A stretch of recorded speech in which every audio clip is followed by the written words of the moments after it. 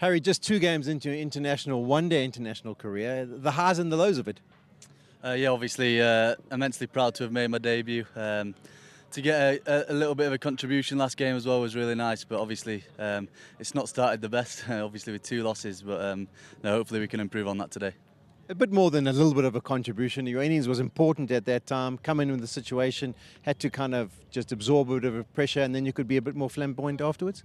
Yeah, absolutely. He was doing a bit early on as well, and especially with the bounce Jansen was getting, it was quite tricky to start with. So had to try and rein it in a little bit, and yeah, try and build a partnership with Ducky at that point. And then obviously we lost that wicket, and then trying to rebuild again with Joss through the middle. But no, I felt like I played well. I'd have liked to have gone on and got a bigger score, but that's part of the game.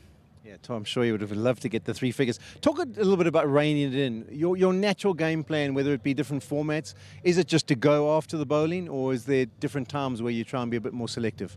No, absolutely. You've got to be selective, really. Like the wicket the other day, it probably didn't allow me to go hard at the bowlers. I'm always looking to put pressure on them. If they bowl a bad ball, I'll try to put it away. But like I say, if it's doing a little bit with that extra bounce early on, then it's tough to go at them.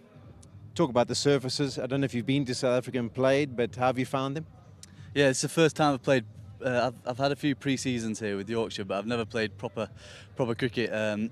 No, I was kind of expecting it. I prepared fairly well for it back home, and I knew that there was going to be a little bit of extra bounce, but probably not as extreme as the other day.